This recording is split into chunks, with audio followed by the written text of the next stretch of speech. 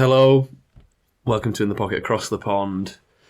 I'm Lewis. I'm, as always, joined by the two Alexes who are sat right next to me this week. Person. We're going to be talking all things Fantasy Football Championship Week. Our picks are more important than ever. We hope you're there in the final. We're also going to be looking back at last week. I bet that Amari Cooper pick, lads. Who made that? Can't remember. Still only counts as one. We hope you're still alive, still in it, and we hope to help you out as best we can this week. Enjoy.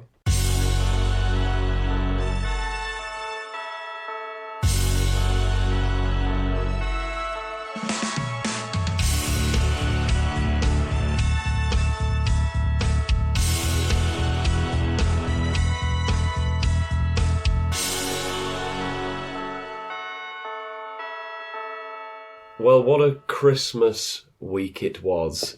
Jen, was it a good Christmas week fantasy-wise for you two? Lou, start with you first. And then we'll move on to a fella that I don't know if it was a particularly good week. But fantasy, Lou, did your fantasy Christmas dreams come true? Just in terms of players in general that we mentioned, good fantasy football to watch. I think so, yeah. We're doing this episode all in person for the first time. Woo-hoo. And I'm surprised that you both haven't brought me some sort of gift for my Amari Cooper pick. Right. I feel like I deserve one. You act as if you called him to get the Browns franchise. I did. Yeah, I took that bit out because I was like, I don't want to sound too... Put it back in then. No. Yeah, I mean, it was a good pick. We may as well chat a bit about that game because that was a really, really fun game. Flacco. He's come in. He's lighting it up. How far are the Browns going to go in the playoffs? If they get in the playoffs, which I'm assuming they're going to. How far, Sharples? It's tough to say. How old's Flacco? 38. Something like that. He could break a hip tomorrow, and then that's them done. It's been really fun watching him. I rate him, but I just think he's got a dud in him, and whether that's in the regular season and they don't quite make the playoffs or first round, I personally don't think they're good enough. I don't think they've got enough offensively. The defense can be great. I mean, obviously they put 36 points against the Texans, fair enough, but no, it can't. He's too old. I'm sorry, he's too old. Yeah, I mean, he's a bit of a gunslinger, isn't he? So, that's what comes with these veterans. These veterans, you're going to get turnovers and stuff like that. But I do think, I think they can win a playoff game. I do like what's going on. We've said about Stefanski before, even Flacco came in, that he's a great coach. You know, love the coach, really like what's happening for Joe Flacco. And I just think it's amazing that it's all happening without the starting quarterback. Oh, yeah.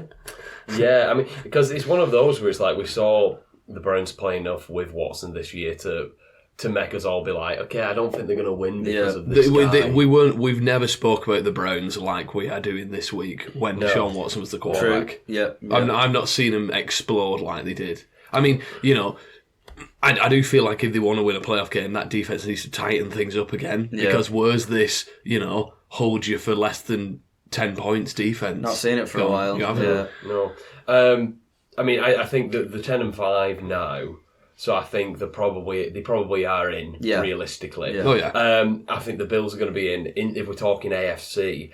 So it's all kind of poised for a potential Week 17 showdown, Week 18 showdown, between the Colts and the Texans, provided they both win or both lose this weekend, because obviously that's and the Jaguars, I suppose, as well. But how are we feeling on the Jaguars? Bad. They got beat down by the Buccaneers, who are a really interesting team anyway, because, Lou, I heard you chatting about the Buccaneers and the Rams as well, in terms of these teams that are dangerous. Buccaneers, Rams, Browns, I think are like the three... So you obviously have, the Ravens are the sort of class of the NFL, but I think the most in-form teams over the last month of the season have been the Browns and the Buccaneers and the Rams.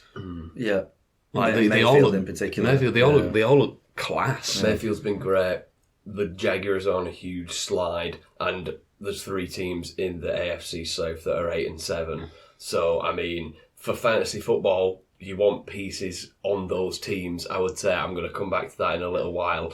But, I mean, while we're on the AFC, let's talk about the class of the AFC and the class of the NFL, I suppose.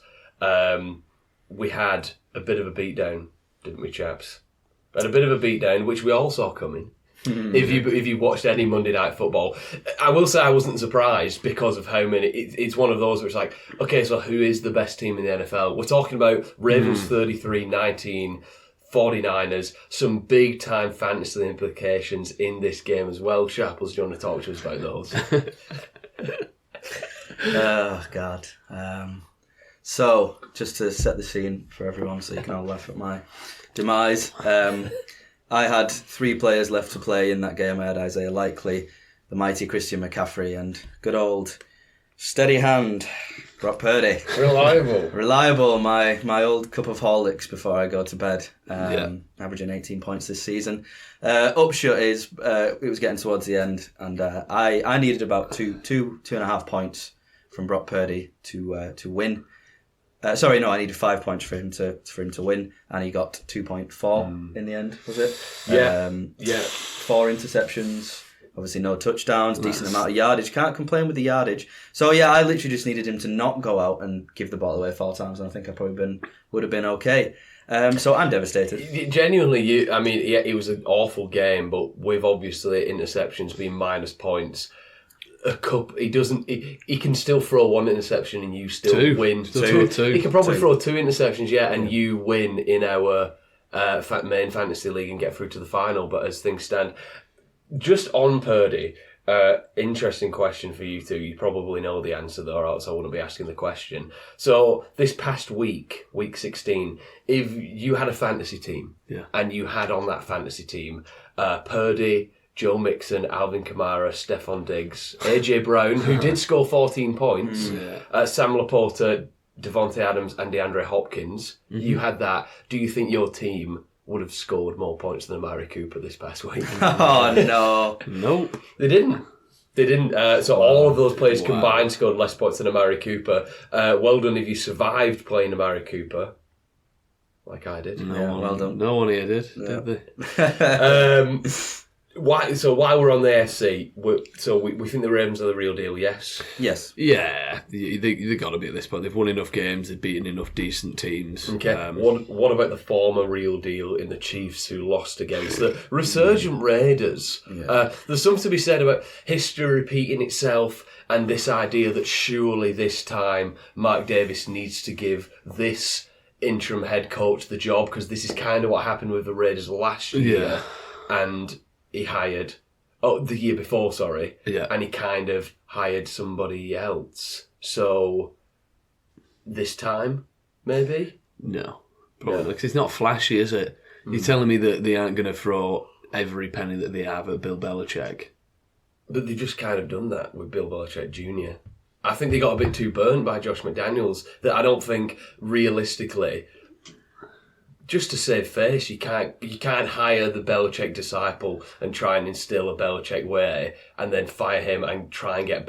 You can't do that when you've tried doing the Belichick thing now. No, but this is the problem with all Bill Belichick coaches, is that they try and do the Bill Belichick way, but they just can't do it because they don't have the pedigree to do it. Yeah. Maybe, he's gone for, the off-brand... And he's thought, oh God, right, I'm just going to fork out more now. Because he knows how bad that off-brand stuff is now.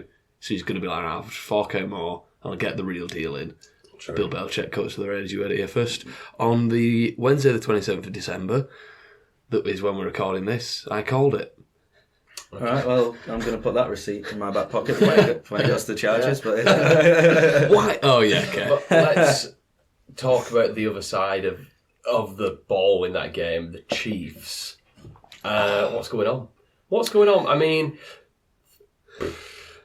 fantasy. We're going to chat a little bit about Mahomes in a couple of sections, but I think Rashee Rice has been nice. Yeah, didn't really mean to rhyme, but that ain't a crime. Yes. Over to you, my good friend Lou. Thank you, Al, my pal. Okay. Rashee Rice has been nice. No, let's just talk about fantasy. We will tell you twice. They might have found something there, I think, in Rice, which has sadly coincided with them losing something from Travis Kelce. But it's not going to be their year. Obviously, this is when they eventually win the Super Bowl again, but it's not going to be their year. I mean, in this game, I know you watched sort of all this game, Sharples. I caught a bit of it and watched the highlights. I thought, as much as we've talked about these receivers dropping every pass imaginable, I thought this was on Mahomes. I thought he had a pretty poor game. I think he did, but I think that also stems from the fact that the receivers haven't been good, because the amount of times, well, I'm not saying he could have thrown it every time, and obviously he's good at scrambling, but the amount of times, in my opinion, that he held onto the ball and tried to run for it when there was receivers available shows to me that he's got no confidence. Yeah. I think listen, obviously Kelsey's got a lot of cash in the bank, a lot of credit, but he dropped a couple that I saw, and he's dropped a few this season, a few more than he ever has done. Obviously, Rice is good, but I don't think he trusts Valdez-Scantling. I certainly don't trust. I wouldn't. If he's got relatives that just had kids, I wouldn't let him anywhere near the baby, because it's going to drop on his head. I think it does result from that. I think they really need a sort of refresh on the offensive side. But I mean, obviously, I'm not entirely, switched into their salary cap, but I think they're paying Mahomes and they're paying Kelce, and I think they're probably going to struggle to pay anyone else, really. But they need a reset, I think. Because they didn't. Am I right in saying they didn't pay Chris Jones long term? I don't think so. I don't think so, because he's out of there. No, and obviously, I mean, they just paid a wad to Orlando Brown to come over from the Bengals. They've got to make the most of that while they've got it as well. I don't know what to, because like you said, they're gonna be in the playoffs. They're gonna be in the playoffs, but I don't know. I just thought it was a bit sloppy from Mahomes. All this sort of backyard ball that we love to see Mahomes play, it just wasn't working. And when that stuff works, it's like this guy is, you turn into Chris Collinsworth. But when it doesn't work, like it didn't do several times, one interception was the result of this. Another interception should have been a result of this. Where you're just sort of like, what are you doing? Wasn't it seven in-game seconds between the two turnovers as well? Yeah, I'm sure I saw And like I said, he was lucky not to have another interception, because there was one that was called back because the defender caught the ball when it hit the ground. Which I didn't think it did either. I thought it did, but even that was sort of Mahomes ad-libbing, and then he's like, chuck it away. No, he tries cross-body it down. Really weird throw. Pretty bad throw, to be honest, and then straight to a defender. But they'll come good again. But I think instead of, remaining sour in this, in where the Chiefs are, we should be happy, because they're going to be good again. Let's just enjoy them being bad. Yeah. I mean, I suppose, like, to put a fantasy spin on it, who realistically are you right now drafting first, or I said first, out of these two players next year? Are you taking Mahomes or Burrow? Because looking forward, I mean, I'd even put Josh Allen in there, but somehow, even without using his, in quotation marks, number one target in Stephon Diggs, Josh Allen's still quite clearly the number one quarterback for fantasy. So weapons-wise, Allen can still do it without them. But I'm like, I don't know how, going into next season, regardless of whether T. Higgins is there or not, he's still got Jamar Chase, Joe Burrow. There's going to be another weapon there. You look at the people that Mahomes is throwing the ball to. I don't know how you justify taking Mahomes over a Herbert. We know Herbert's going to do it with Keenan Allen probably again for another year. We've got that guaranteed there. I unless they bring someone like pretty high profile in, I don't see how you draft a Mahomes next year over a Burrow, a Herbert. I don't know what you're thinking of that. Because, like, realistically, the people who you're throwing the ball to, that matters for fantasy. Last year was weird and strange, and Josh Allen gets a lot with his legs, and Jalen Hurts gets a lot with his legs. I'm a bit worried as to next year. I wouldn't be drafting Mahomes at this moment in time next year. I agree. It'd be hard in the new year, just because I think they're going to figure something out. It's sort of offensively that they've been struggling. And I think, like we mentioned last week, with the Eagles. You see all these games and everyone going like, you know, I can't put my finger on why the Eagles aren't quite. It's like maybe it's losing the coordinators. Like with the Chiefs, maybe it's losing Eric Bieniemy. These guys don't just sit, you know, twiddling the thumbs on the sideline. They do stuff. Yeah. It's like, you know, you're not going to be the same team if you lose Eric Bieniemy. No. You know, your offensive coordinator you've won multiple Super Bowls with, like, it's not going to be the case. So I think there's probably going to be a change in that aspect in the off-season for the Chiefs. So I would, I would hold out hope that the Chiefs, it's that classic thing. It's like, I'm not going to write them off after one year. I'll still bet on Mahomes next year and probably be drafting him above Burrow. But just to round up some of the other games, I mean, the Rams continue to be pretty red hot going into the playoffs. Steelers with a kind of big, nice win, which I bet a lot of people watched on Saturday night. The Bills, as I mentioned, with a win, as the Jets with a win as well. Not that that means anything. The Lions kind of got a bit back on track, even though they were helped quite a lot by Nick Mullins. I mean, if there's ever been a Kirk Cousins MVP kind of argument, it's we love nothing more. I say we as in like people who watch the NFL and NFL media love to slag Kirk Cousins off. But look what this team looks like without him. I know, A very, very, really, really good quarterback. For the longest time, it's like, Kirk Cousins is the mark where it's like, you're either better than him and you're like a top half quarterback, or you're worse than him and you're a bottom half. It's like, that's disrespectful. Kirk Cousins is probably a top 10 quarterback. Quite comfortably, I would say, looking at what they're like. Can I just mention about the Jets Commanders? Interesting. Second week in a row that Samuel's been benched because the game's got away from him, so they don't want to risk him. And Jacoby Brissett's almost brought him back to win the game. So like, this next week. You would, because he's, you know, and that's another conundrum. They're another one of these teams who they're just yo-yoing between the quarterbacks, like the Falcons, like the Giants. They're just sort of yo-yoing between quarterbacks and seeing what sticks at the minute. So, but yeah. I mean, Panthers put up a bit of a fight against the Packers, but the Packers get the win. Bit of a weird season for the Packers. I would say if I was a Packers fan, I would be encouraged. I don't know about you. I'd be encouraged, but this was the game to me where I was like, maybe Jordan Love's just an alright quarterback. He's not. Maybe he's just alright. First year numbers are pretty comparable to Aaron Rodgers' first year numbers. I think in Aaron Rodgers' first year, he kind of came of age in the playoffs, and I don't think Jordan Love's going to have the opportunity to do that, unfortunately. Seahawks are kind of, they're going to be there or thereabouts. The Falcons very much stifled a Colts team that have been scoring for fun all year. We mentioned the Buccaneers look great. The Bears with a big win. Patriots beating the Broncos. Well, the wheels have fallen off for the Broncos, which I'm quite surprised about. We were all kind of saying how well they've turned it around and quietly. But no, the wheels have very much fallen off. And the Eagles got back on track, but they're still leaking points. But we've not mentioned one game. Do your worst, Sharples. Yeah. Okay. I was hoping for a little bit more. I mean, 22-20, I'd like to see a few more points on the board. Look, Dolphins aren't scrubs. I thought you would win this. I did. The Dolphins have got some nice pieces. I do think there's a little bit of...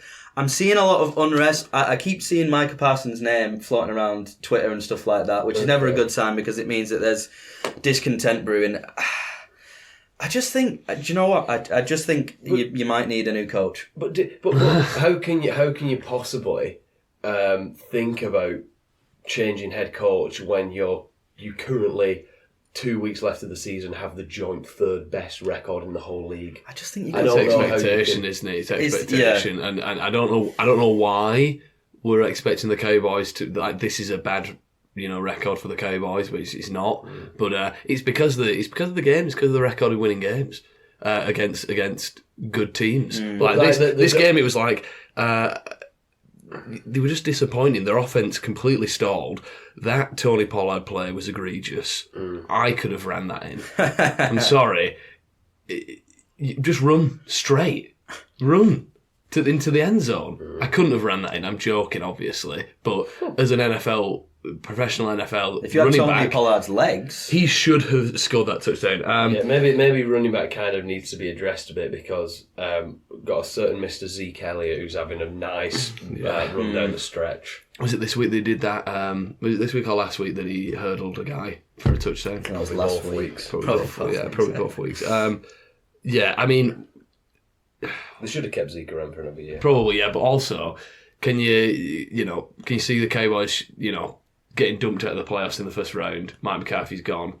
Bill Belichick's in. It's Wednesday the 27th of December. And you heard it here first, Bill Belichick, coach of the Cowboys. It's just something, it's like, it was like, for an offense that was clicking and that you would kind of dying to have fantasy pieces in just a couple of weeks ago, it was kind of like just trudging through swamp watching the Cowboys. With both teams a little bit as well. Because there's something to be said that there wasn't really anyone that went off for fantasy in this game, which, as you said, Sharples, it was really quite disappointing. This was the juiciest matchup of the weekend, but I think that goes with the narrative of the weekend.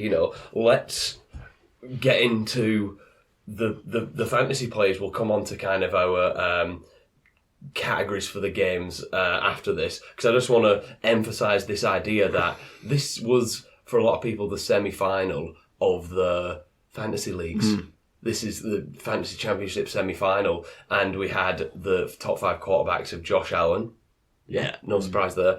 Derek Carr, Joe Flacco, Justin Fields, Jordan Love. Now, with the Fields one, it's very much like I said last week, Fields owners, there you go. For sticking with him, there you go. This is what you kind of wanted all year. Yeah. But Carr, Flacco, Love, Russell Wilson was one of the top quarterbacks. Well, Bryce Young had a really good game. Obviously, you got Hurts and Lamar in there as well. But it's like, that's what we're doing. Really quickly, with Fields, do you think this is Fields proving himself, or this is Fields making himself a bit more marketable for the Bears to ship out? I'd be surprised if that's his mindset. I think he's just going out there. No, I mean from the Bears. From the Bears' point. Do you think the Bears will look at this and going, "Oh right, okay, we've got somebody," or "All right, yes, we've got something that we can sell"? It's really weird because I mentioned it last week. I don't think the Bears are like awful. I don't think they're a terrible team. There's just something not quite there. Justin Fields has flashes, but there's something not quite there. The head coach clearly knows what he's talking about, but you don't even know what the guy looks like. You know what I mean? So there's something not quite there. They can put up points to fun sometimes against teams like the Lions, and then they can completely not turn up one week. It's really quite strange with the Bears. So I don't know. I couldn't possibly comment on, Caleb Williams shouldn't ever want to go to the Bears, or no, he should really want to go. I don't know either way. They're not giving us anything to go off. Yeah, I don't know. I mean, I don't follow college football that much. I know there's a few names of people who are interested in quarterback this year, but particularly with the sort of run of quarterbacks recently that have been drafted and haven't done that well, I don't think it improves them to get rid of Fields, just as he might be, getting his feet under him and then swap him and just hit the reset button. If it was me, I'd give him at least another couple of years, try and get him some help, and just see, because I think he's got something. Okay.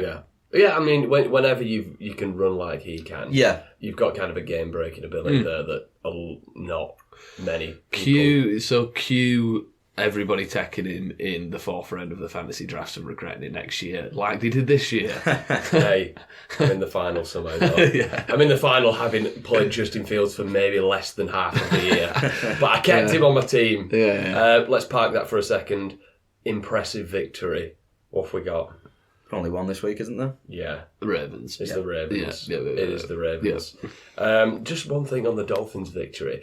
They cheated, I know. Do you know? I know they did. They cheated, but also, do you know because we're saying that neither the Dolphins or the Cowboys had really beaten anyone with a winning record? Yeah. Even though the Cowboys have a winning record, surely this still has an asterisk on it. It's like, the Dolphins have only beat teams with a winning record, or the Cowboys who haven't beaten anyone with a winning record. Yeah. So, interesting that you're calling for an asterisk, Cal. You're normally trying to sweep those under the rug. Yeah. Well, I mean, there'll be no asterisk after this next weekend, that's all I'm saying. Not buying it, Win. What have you got, Lou? I went with the Seahawks. Ooh, I think just because you could say it was a pretty, it was a decent win. It was a nice win, hard fought win. I just think you look at that class of wildcard teams, and the Seahawks are easily the most beatable one. And I can't see the Seahawks beating the Buccaneers or the Rams or the Cowboys, anything like that. I just can't, and I just think they're making too hard work of some teams, really. I went the Seahawks just because we're looking ahead now, sort of, to the playoffs. Really, to be fair, the Seahawks, it's easy going not buying it with Patriots. Yeah. It's like, because they're not doing anything. Yeah. They were playing against future CBS colour commentator Ryan Tannehill. To be fair, heading to the booth. Gotta be side, but not before this next week because I'm relying on him for a projection beat later on. Right. Impressive victory, Sharps.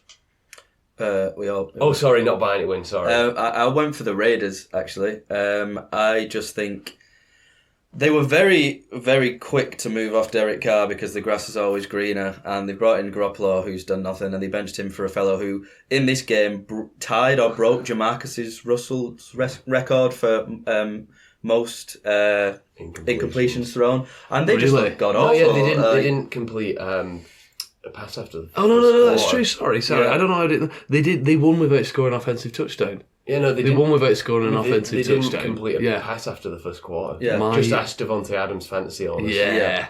And they're another one that they absolutely need a quarterback, and I don't know where they're going to be picking this year, but I'm guessing they probably won't get one of these highly touted prospects. So I'm just wondering where the quarterback's going to come from, and I think they're probably looking over at the Saints at Derek Carr and thinking, we might be able to do something with it. I'm not saying they won the Super Bowl, but better than what they've got now. True. I feel Derek Carr is offensively average at football. It's like he's so nothing. Yeah. You're never winning anything with him. I went for the Falcons because I still think they're a pretty bad team and they're not going to make the playoffs. And I think Arthur Smith is out of there, which is unfortunate, isn't it? You never want to call for someone to get sacked, but when your dad is the owner of or CEO or whatever of FedEx, who cares? I think he'll be all right. Who cares? Worst team in the league, though, Lou. Again, it might not be the most obvious, but I went with the Jaguars. 4-game losing streak. This team is sort of crumbling. And 4-game losing streak, and you could argue that they very well should have won at least 2 of those if you look at who they were against. The Jaguars, for me, I just think they're not playing well at all. Yeah. Sharps? Call it recency bias, call it sour grapes. It's the 49ers. The worst team in the league. Okay. And I'm going to one-up your 4-game losing streak, Luke, and go for the 6-game losing streak Washington Commanders. Wow. Yeah, they really have slid, haven't they? They're awful. Yeah. We said they're awful. I said they were awful. Because the whole thing about the Commanders has always been, if they get in there at 8-9 or whatever, if they get in the playoffs, Rivera's going to have them playing hard. No, they've completely given up on the whole Ron Rivera thing. And weirdly, I'm not actually seeing much chatter about Bieniemy getting the job after him either, which is a shame. That if Eric Bieniemy can kind of be on the Chiefs for so long and clearly they miss him, and then he moves to a team who he really isn't the problem there. Yeah. And then if they oust everyone, it's a bit like it might leave Bieniemy in kind of no man's land. Yeah. Maybe a little reunion then next season. I would not be surprised. Yeah. I would not be surprised. You see that we talked about that Matt Patricia's calling the defensive players for the Eagles, didn't we? And he's looking at the stupid pencil in his ear. What an idiot. Anyway, back to the fantasy players that did really well. Breece Hall was the number 1 running back on the week. McCaffrey still pulled through. Jahmyr Gibbs, James Conner, and Derrick Henry. I've also got Zeke, Rashad White, and Chris Rodriguez Jr. Ah, yes, him. Yeah. Who is that? Sorry, who does he play for? The Commanders. The Commanders. Okay. It's a shame. It really is a shame that Robinson was ruled out because Robinson's very much been one of those unsung heroes in fantasy this year. I feel like he's one of those players who you have in like maybe one of your flex positions, Brian Robinson Jr., and you've not realised that he's just kind of been getting you 12, 13, 14 points every week. Yeah. So, I mean, those points clearly went to good old Chris Rodriguez Jr. this week. Big weekend for wide receivers. Amari Cooper, obviously, with the historic game. George Pickens, the finally throwing him the ball. Puka Nacua, Amon-Ra St. Brown. DJ Chark, do you remember him? Yeah. 2 tutties. Mike Evans, Justin Jefferson, Calvin Ridley, CeeDee Lamb, T. Higgins, all scoring over 25 fantasy points. Yeah. The Pickens one's funny because he was sort of the honourable Christmas weekend bench explosion player. Who was playing him? Yeah. Tell me if you weren't. You were not playing. I think it's hilarious how it's a very real possibility that that someone kind of got loads of wide receiver value in the fantasy drafts and they played Stephon Diggs and Devontae Adams over Amari Cooper and George Pickens. That happened in more than one team. Yeah, it would have done. With wide receivers. And those people are never playing fantasy again. Yeah. With the wide receivers. Go on. Did you mention Nacua? I mentioned Nacua. And again, the wide receiver 1 for the Rams. I just want to point out some interesting stats. So since Cup's been back, here are the stats between the two of them. Since they've been playing together, everyone's healthy. They both had 32 receptions, which is fantastic. Both had 3 receiving touchdowns as well. This is in 6 games. But Nakua's got 500 yards and Cup's got 346. Well, there we go. He's the wide receiver 1 for that team. What do you do next year? I don't know. I really don't know. They're both great, but I don't know. Nakua's sort of doing more with sort of the same amount as we've highlighted. Yeah, the numbers says that. Yeah, absolutely. Tight end, it was okay. To be fair, it was an okay week for tight ends. You had Kittle, Okonkwo, Engram, Njoku, Johnson, Kmet, Thomas, Goddard, Schultz, Pitts, and that household name Lucas Krull. Lucas Krull for the Denver Broncos. All scoring kind of not bad fantasy points. So, I mean, you had some good flows in terms of the tight ends, but fantasy players, fantasy games that kind of stood out to you. I'm going to say Joe Flacco at first because, I mean, the guy's been lights out so far. And if you were in a super kind of deep league and you were in a pinch and you started Joe Flacco, you're probably into your championship league. So there you go. Thank you very much, Joe Flacco. Lou, any players? Cooper. Obviously, Amari Cooper. Mm-hmm. The points just kept coming in. Yeah. Sharples? Yeah. I mean, I'm struggling to be enthusiastic about any of them, so I'm going to have to say Cooper because, I mean, 53 points is just ridiculous. Can I just ask you both one question? Yeah. Who's going to win the MVP? Because if you like, it's not great. The fantasy MVP is not to still listen to our awards episode, everyone, but the fantasy MVP is kind of locked up already and has been for about 2 months. Yeah. We're not going to say who it is in case you've been under a rock and you're not sure who we're referring to. Chet Johnson. I mean, if you look at the quarterback stats, they're not really great compared to previous winners. So it's definitely going to be a bit more hard to predict this year. Look at the quarterback stats. Tell me why it shouldn't be Christian McCaffrey. No, I was literally just about. I think this might be the year. I think there's enough brewing in the media where a lot of people are saying, "Oh, quarterbacks haven't done enough to separate themselves." I think it has to be. I mean, especially if they win out. Do you know how many rushing yards Christian McCaffrey had this week in that loss against that really good Baltimore? He had 104 rushing yards. You know what I mean? I just don't out of any year where the quarterback numbers no one's really blown you away in terms of the specific number. Yeah, and also we don't really have a lights out dominant team really. Like it looked like we were going to have sort of 3 or 4 after sort of about week 8 when the Eagles were like 7-1. Yeah, there was a few teams that had only lost 1 or so game, and then it just feels like there's been a lot of big teams losing in the past few weeks. So. Yeah, and without us, because I mean, for me, the start of the season it was going to be Jalen Hurts because I thought the Eagles would go 15-2, so by default he'd have to win it, but they've not really had that. I mean, closest is probably Lamar at this point, but has he done enough? But even that's just after Lamar sort of wasn't even in the top 4, 5 until this past week when he won. It's that whole narrative that if your team is the number 1 seed, then it's probably the quarterback from the number 1 seeded team that's going to right. But then you're looking at the Dolphins' record, and Tua's been pretty terrible. Bang average. For fantasy, anyway, at least. Because speaking of fantasy, I thought it would be interesting to kind of look at the past 2 weeks and see what players have come through for you in the fantasy playoffs.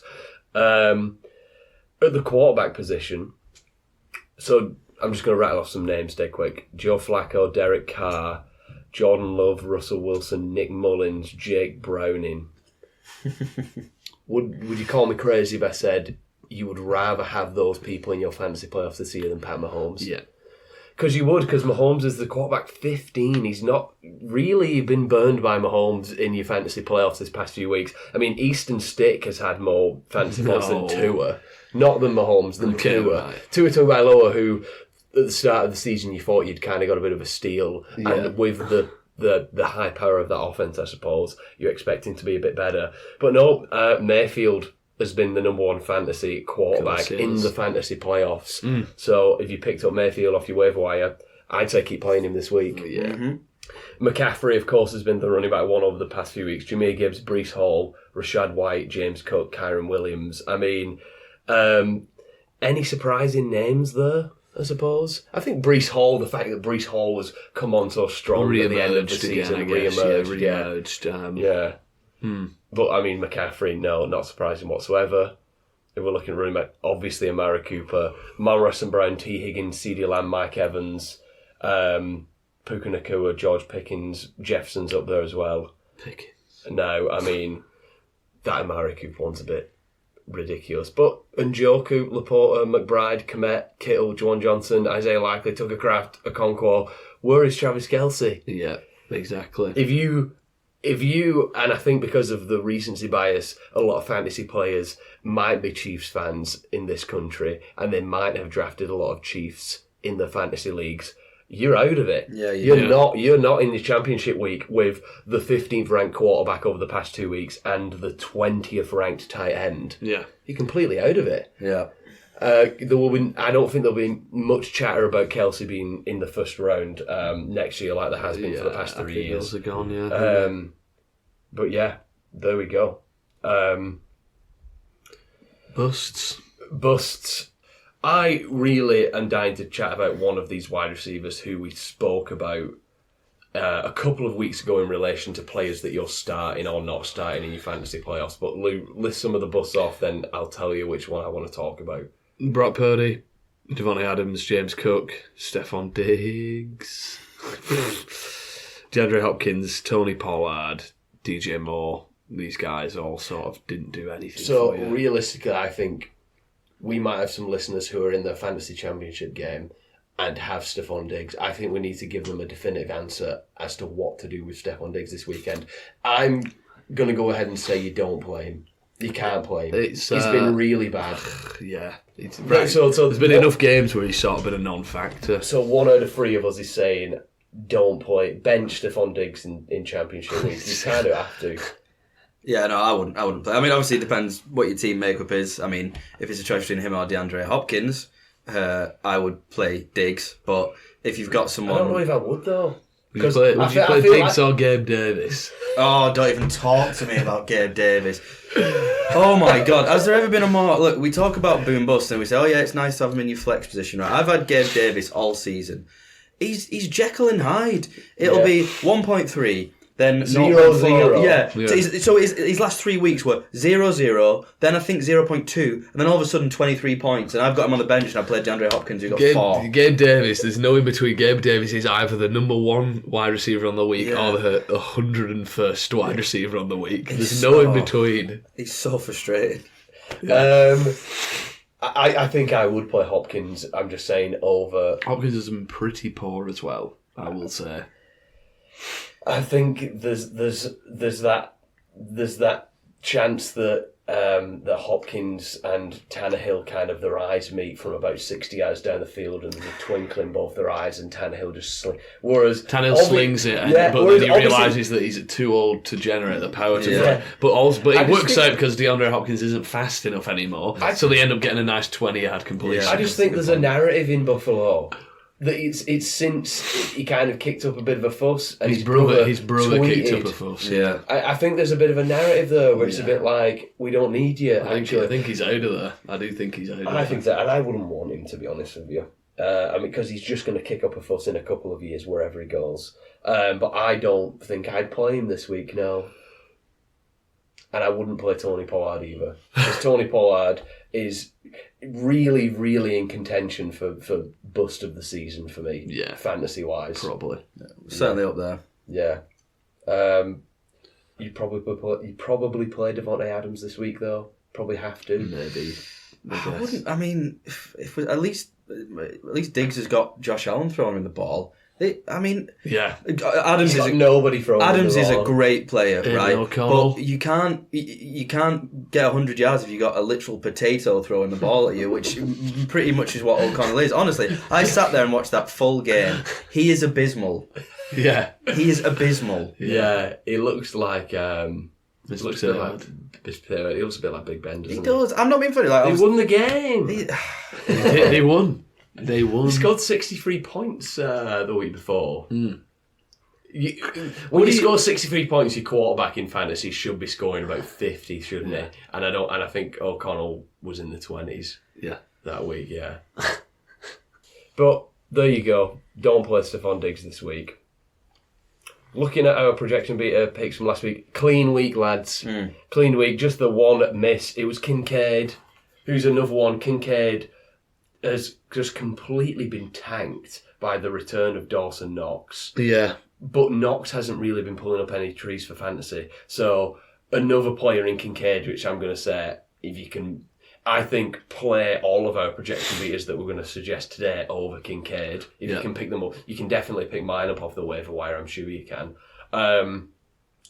But yeah, I mean, it was so strange. The Bills team is so strange in general because the resurgent Allen scoring loads of fantasy points.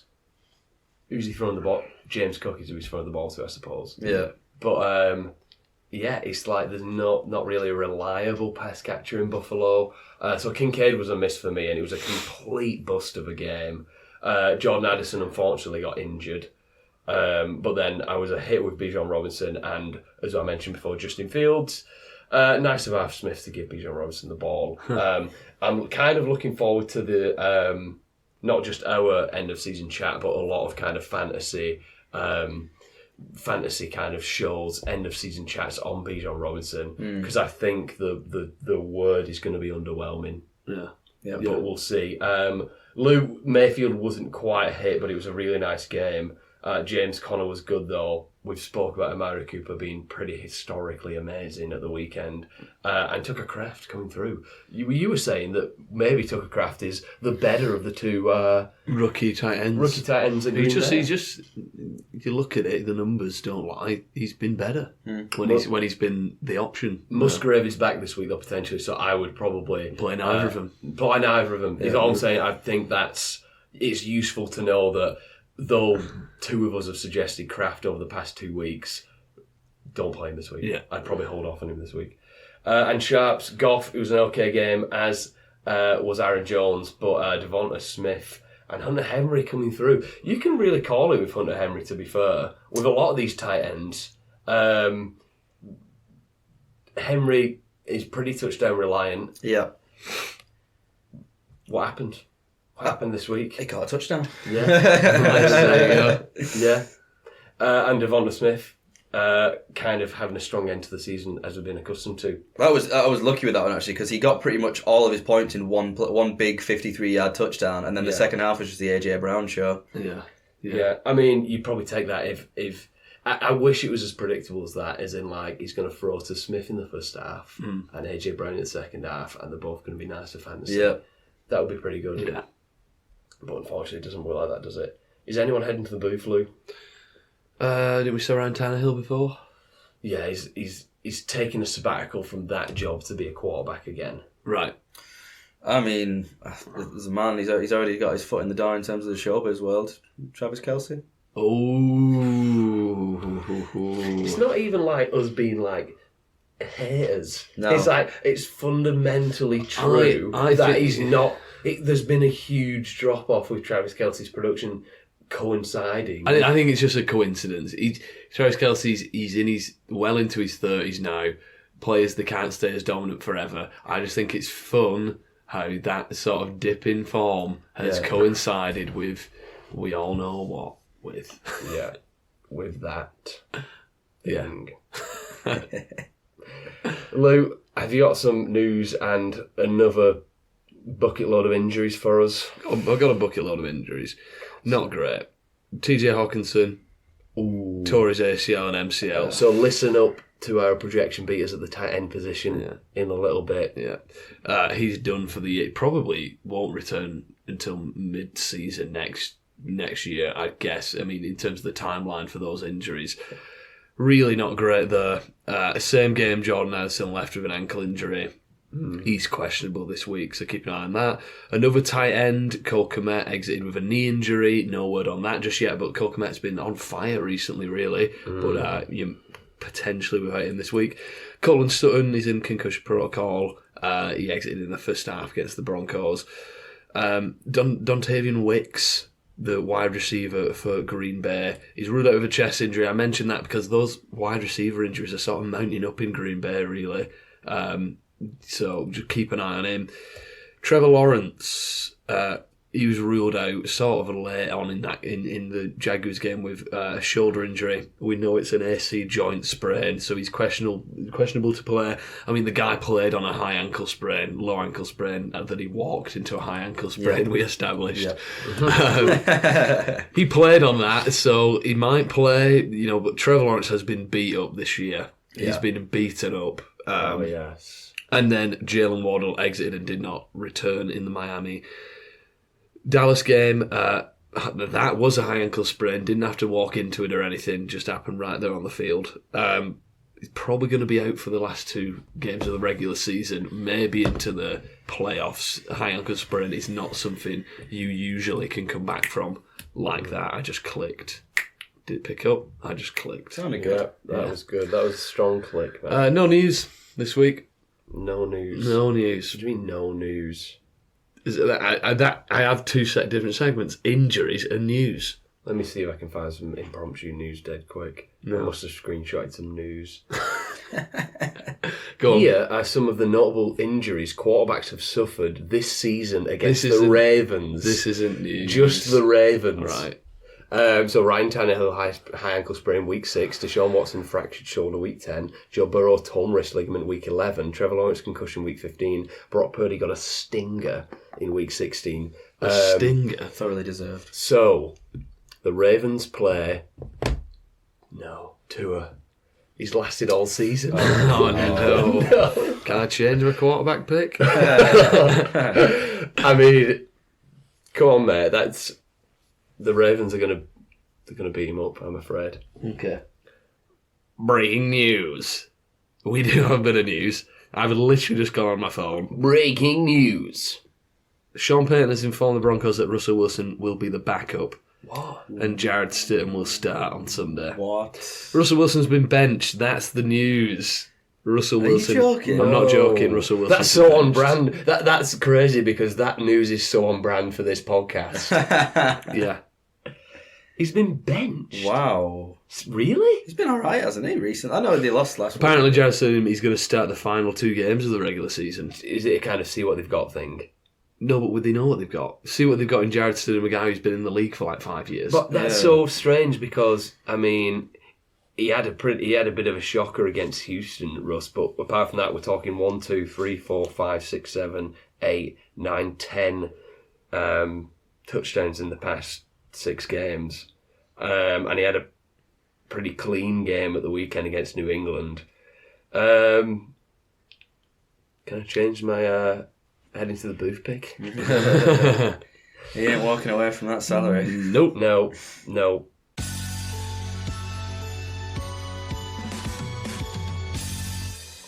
But it's time. It is the vital, vital time to look ahead to not just Week 17 in the NFL, but Fantasy Football Championship Week for a lot of people. Of course, we're still going to do a podcast next week. We're still going to be here, but a lot of, if you're new to fantasy football, a lot of leagues, ours included, do Championship Week in Week 17 in case there is kind of teams that have got it all sorted by next week and they bench a lot of the starters. Weirdly, this is a year that I don't think that's going to happen because it's so tight, not only for kind of the number one seeding, but also to get in the playoffs. It's a year where the starters are going to be playing through, to the end of the game, Week 18.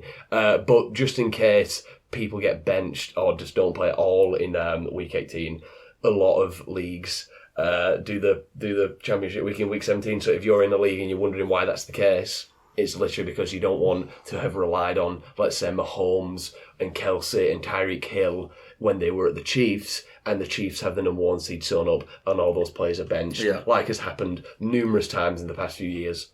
So yes, Championship Week, forget about it. We're starting with. Come on in there. Sharples, here he is. Oh, it's me all along. Forget about it. At the quarterback position, players that you are playing, we're not going to talk about them in detail, but put them in there. It's Jalen Hurts, it's Josh Allen, Lamar Jackson, Dak Prescott. You're sticking with Brock Purdy. No, you're not. And Baker Mayfield, welcome in. He can't be lights out this much in the fantasy playoffs, and there's not putting him in the forget about it section. Get him in there. Forget about it. Running back, McCaffrey, Karen, get Kaz in. James Cook, Alvin Kamara, sticking with him. Rashad White's been great. Travis Etienne, Raheem Mostert, Joe Mixon, you're sticking with him as well. And Jahmyr Gibbs has been great. Forget about it. Wide receiver, Tyreek Hill, CeeDee Lamb, Justin Jefferson, AJ Brown, Deebo Samuel, Amon-Ra St. Brown, Keenan Allen, Mike Evans, Jamar Chase, Michael Pittman, the two boys from the Rams. Forget about it. See, I've not put T. Higgins in there. What do you think? Because it's not an amazing matchup, and Jamar Chase is probably going to be playing. Ask him. He's the guy. What do you think, mate? Who wants to do a New York accent? Not me. Put him in there! You heard it here first. And not Stephon Diggs.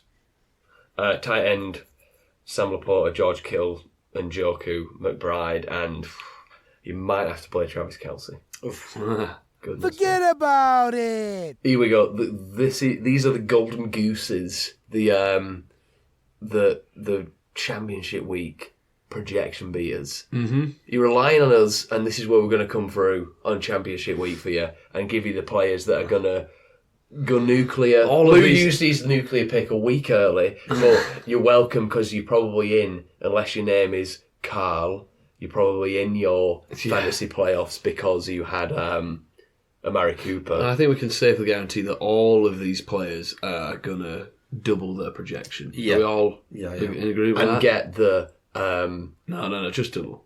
Don't record. No, just franchise. No, let's play it safe and just say they're all going to get double the projection. Okay. Can I start with a player that I think might get double his projection? Yeah. Jerome Ford, the running back for the Browns, only projected 11.3 against the awful New York Jets. I was looking for value when I was picking this one, and Ford was kind of a clear outlier when I was scrolling down the projections in the running backs this week. He's the leader in the backfield, and he's been fairly solid as a flex option since Chubb went down. He's had a nice floor. The Jets, as I mentioned, who he's playing, are giving up 126 rushing yards per game.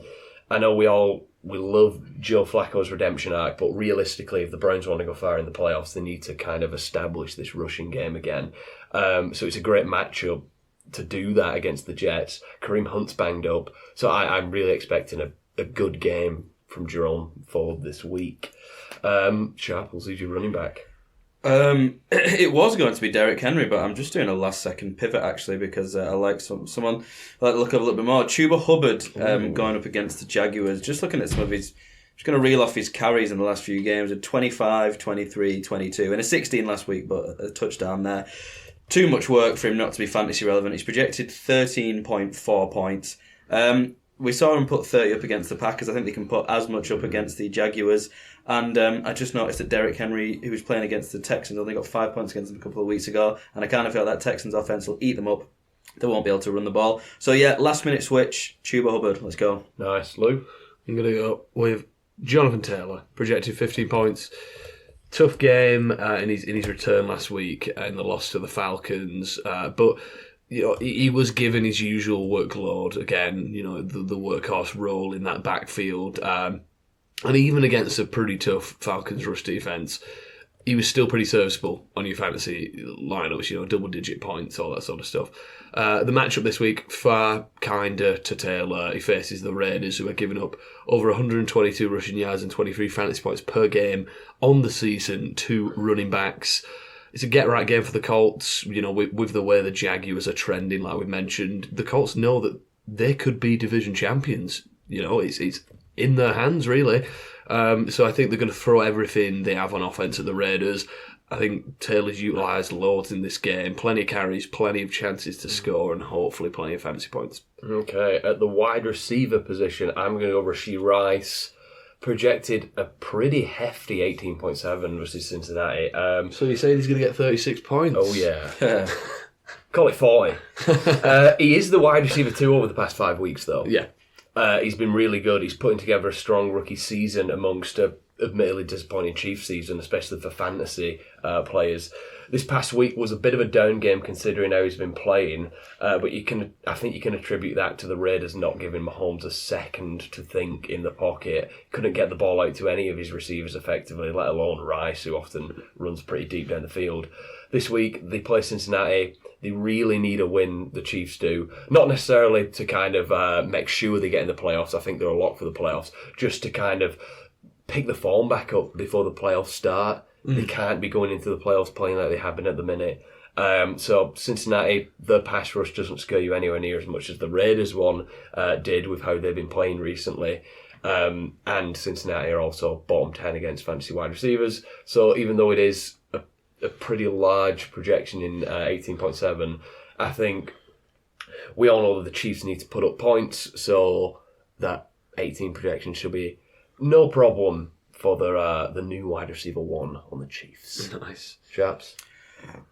A bit more of a hunch pick, this one, but I just couldn't ignore his performance last week. I'm going for George Pickens, nice. Wide receiver Steelers, projected 11.4 points, which I think is a little bit measly. Going up against the Seahawks, not a bad defense, not a particularly good one. I just think coming off a game like this, although admittedly it was more efficiency than hyper target, he only got 6 targets, but caught 4 of them for 195 yards and 2 touchdowns. I just think it's the kind of game, particularly if you're the quarterback who's just throwing him all those touchdowns, you're going to be looking his way. I think he's going to get a good amount. I think they'll have to throw the ball because hopefully the Seahawks should throw it on them as well. And I just think 11.4 points is a little bit stingy for someone we know can do this. So hopefully this will be a double point projection as well. George Pickens. Yeah, Lou? I'm going to go Adam Thielen, projected 12.3. Coming off Bryce Young's best game of his career. 312 yards, 2 passing touchdowns. Pretty nice display from Young. And that rapport with Thielen was back. He racked up his highest receiving yardage total since week 6. Still looks like a solid wide receiver, maybe not as elite as we were sort of duped into believing earlier in the season, but still has potential to be a solid starter for the Panthers and for your fantasy team. I feel like Young and Thielen, they can bounce, they can springboard off last week's strong performance because they're facing one of the most beatable secondaries in the league. We say this every single week. It's the Jacksonville Jaguars. They've been awful against defending the pass. And if last week was a turning point for Bryce Young, then Thielen should have a field day this week. Field day, nice. Tight end, I'm going to go to Okonkwo. Tight end for the Titans, projected 8.7 at Houston. Much more confident in this pick if Tannehill plays. Just want to preface that. Okonkwo's been steadily averaging, a healthy number of targets per game all season, although it's not really translated to much for fantasy. But of course, he's coming off an 18-point fantasy game, and at the tight end position that draws some attention on the waiver wire, especially since I think there's maybe a reason for this happening, that being Ryan Tannehill. Okonkwo ranked up his best yardage total of the season and found the end zone this past week with Tannehill under centre. So I'm going to go with that narrative and say that Tannehill loves throwing the ball to Okonkwo in the end zone, in the red zone. He faces Houston, who are a pretty juicy matchup for tight ends, but they've got a pretty underrated rush defence, so Tannehill might have to be getting slinging it, and I think Okonkwo might be able to catch another touchdown. Sharps? I'm going for Kyle Pitts. No, I am. Wait a second. Well, what is that saying? Because you've left your home and you've come into ours. So is there some sort of wet paint around that you're smelling? Is there some sort of toxic fumes in our house? Is that what you're telling us by this? No, it's just he's actually been all right the past few weeks. A couple of touchdowns. He's gone up against the Bears, who've given up the third most points to fantasy tight ends. And look, 8.1. It's a relatively low projection. I think it's a safe one. With my tight ends, I've been burnt too much this year. I'm going safe on them. I don't know if he's going to be a boom guy, but look, he's got flashes. You never know what Arthur Smith's going to do. I mean, he might give it all to Bijan Robinson. He might give it nothing to Bijan Robinson. Yeah. He might decide to throw up Kyle Pitts the ball. I don't know. All I know is if he gets a touchdown, similar to my Hunter Henry thinking last week, if he gets a touchdown, he'll be a hit. And I think he might get a touchdown against this Bears team. Okay. Let's hope he's a hit and not anywhere. A pit. Yes. Despair. I'm going to go with Juwan Johnson, projected at 7 Saints, tight end 1. Despite Taysom Hill doing whatever he does and Jimmy Graham sniping those touchdowns. Oh, yeah. The tight end 1 for this team is Juwan Johnson. 7 targets last week, touchdown in each of the past 2 games.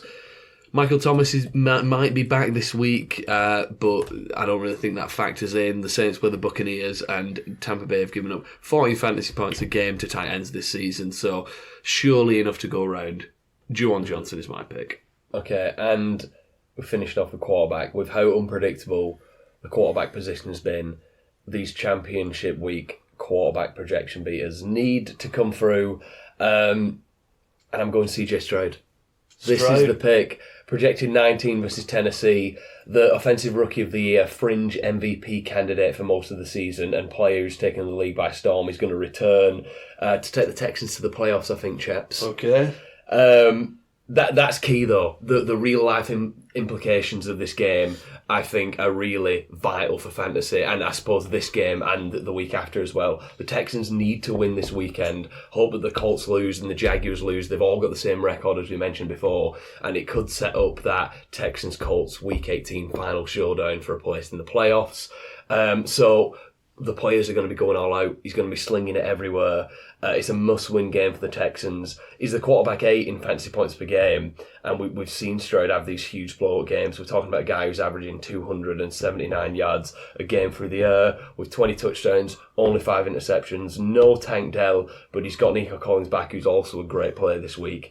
But I don't care about the matchup, to be honest with you. I'm saying right now, I would play Stroud in fantasy football over every quarterback apart from Josh Allen this week. I'd play him over everyone apart from Josh Allen. I don't care about the matchup. Tennessee's actually quite a middling matchup. I just think they need to win, and we've seen how, quite frankly, amazing Stroud has been. Yeah. So I'm kind of putting all my chips on Stroud this week. I think he's going to be really, really great, and I wish I had him on one of my teams. Yeah. Sharps? I'm going for Derek Carr, quarterback for the Saints, projected 14.8 points. Bit weird picking him, but I think you mentioned before in the past couple of weeks he's been the quarterback for. He's been good, yeah. 20 and 25 points respectively. Really nice, really steady. 6 touchdowns over those 2 games, only the 1 interception, good amount of yards. And I think against this Buccaneers team, we've seen the other guy's been really good the past few weeks, Baker Mayfield, both going to be throwing it. I'm hoping it could be a little bit of a surprise shootout. And I just think 14.8, considering what he's done the past few weeks, considering the matchup, is a little bit stingy. I think he's got at least another 20-point game in him. So, Derek Carr. Nice. I'm going to go with Tua to go lower. Against the Ravens. The Ravens projected 15 points. Let me tell you something about the Ravens defence, Luke. Let me tell you something after I've gone over my other notes, because there's a rhythm to this. Yes, his numbers have been underwhelming from what we hoped, especially after like a fairly strong start. I'm not too worried if Jalen Waddle is out, because you look at his numbers from earlier in the season when Waddle missed games, it didn't really affect him. As long as Hill is there, I think he's all right. But what has made me really bullish on this pick is, yes, the Ravens' defense it seemed really good, hasn't it? Would it shock you both to know that over the past three games, the Ravens have given up the second most passing yards out of everybody in the league? But we could have guessed that because, as Sharples said, Sharples was quite happy with Brock Purdy's yardage. Yeah, it was very good. It's just the fact that the Ravens caught the ball 4 times when Brock Purdy was throwing it. So that's true. That is true. That's great. Yeah. But over 280 passing yards per game, that sort of leads you to believe that secondary has become a little bit leaky. And if there's any team that can exploit a leaky secondary, it's this Dolphins team with Tyreek Hill. True. Yeah, the Brock Purdy is throwing the ball to Tyreek Hill. I will give you that one. Yes. Yeah. So yeah, that's it. This is the game. Dolphins, Ravens. They're both very much in form. Both sort of racing to the number 1 seed. Yeah. Still attainable for the Dolphins, I believe. Yeah. You want pieces in it. Baltimore, they're going to be able to score points, get yards. Yeah. They've got a dynamic quarterback. I think the Dolphins are just going to have to air it out. A lot of this game is going to fall on Tua, and I can see him just absolutely throwing absolute darts to Hill down the field multiple occasions. I sort of really, really want Tua in this matchup. Okay. For better or worse, yeah. Well, this is. I don't think there's a business end of it. It's like I mentioned, the real life implications of these games is more than it has done for the rest of the year. Directly going to impact your fantasy team, and a lot of the time, don't worry about your matchup. Get players in those games that the teams need to win. Yeah, exactly. And I just, obviously it being the championship week, but also I don't think I've ever felt this sort of nervy about a pick. But the upside, the potential of Tua in this matchup, I think is too good to pass up. What I will say is I feel like, joking aside, over the next 5-10 years there's going to be a really interesting dynamic looking at Tua and Purdy, because I think play-wise and numbers-wise they're really quite kind of comparable players with not only the offenses that they run, but how they run it, how they score fantasy points, or rather how they rack up yards. There's a lot of yards after catch with both of the groups of wide receivers. They're both kind of clean with the ball, and they're agile, but they're not like rushers or anything. And they're both kind of shorter guys. I think interesting to see what kind of judgment we give, knowing the context of Tua as a top 10 pick who was hyped all the way through college, and Purdy who came from nowhere. So I think they're going to have quite similar careers, but just see how much that pre-NFL kind of narrative shapes how we see the careers. Because obviously Purdy's the sensational story of come out from nowhere to be the MVP this year, whereas if Tua was there, it's less flashy of an MVP pick because you've heard about Tua for years and years. So I think that's going to be a really interesting kind of narrative to follow. Anyway, week 17 game tiers. Sharples. Now bear in mind obviously I've been quite depressed this week, so I tried to be optimistic. There's a lot in the meh, I think justified, but so I tried my best to put some in the good, but yeah, I'm quite unhappy. So in the bad we've got the Jets against the Browns and the Broncos against the Chargers. Definitely Broncos Chargers. Probably Jets Browns as well, actually. Yeah. I just think the Jets' performance last week is a mirage, and they'll probably get 3 points. Yeah. Into the meh. We've got the Texans against the Titans, purely because I'm not a fan of the Titans. Bears Falcons, Bills Patriots, Jags Panthers, Colts Raiders, Commanders, 49ers, and Kansas City against the Bengals. I think you're being generous on the Jags Panthers. I would put them down a tier, to be quite honest with you. And who do you say the Chiefs are playing? The Bengals. Oh, how the mighty have fallen. Yeah. Oh, my God. That's game of the year. Normally, isn't it? Oh, yeah. Okay. Yeah. Into the good. Got a few in here, to be fair. We got the Buccaneers against the Saints, Eagles against the Cardinals, Vikings, Packers, Giants, Rams, and the Steelers against the Seahawks. I would say credit to how Kyler Murray's been playing there. This game is in the good. They've been surprisingly good, actually. Yeah. Two in the great, pretty obvious. Cowboys, Lions, Ravens, Dolphins. Yeah. I mean, worried about the Cowboys game as a Cowboys fan and as a fantasy player, considering that was, to quote Gary Neville, that last week was the banker. That was the that was the whatever else he says. I don't want this Cowboys Lions game for fantasy to go the same way as the Cowboys Dolphins game did. Yeah. And as a Cowboys fan, I'm worried at how they've been playing recently. I think they should realistically walk this game, but yeah, we'll see. Yeah. But yeah, I think that's going to do it.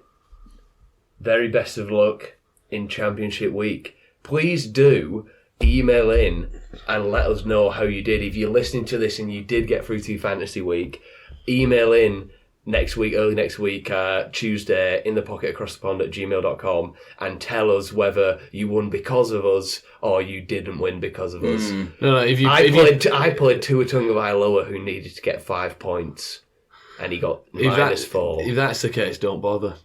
Why? I don't want to read it. I don't want to read that. I want to know. I'm dying to know. I want to revel in other people's If you sadness. choose our projection beaters and they don't do well for you, just keep it to yourself. No, please do email in if you get through. If you didn't listen to us at all, just let us know how you did. But even better if you kind of played a player who we recommended, or if the reason you won is because you didn't play Stephon Diggs, you're welcome. But please do give us an email and let us know how you did this season in general. We'll be kind of trying to get some people to email in a couple of weeks when we do some awards anyway. But we just want to kind of get that email rolling again. So in the pocket across the pond at gmail.com. Very best of luck in your fantasy championships if you're there, and we'll speak to you next week. Goodbye. See ya. Bye-bye.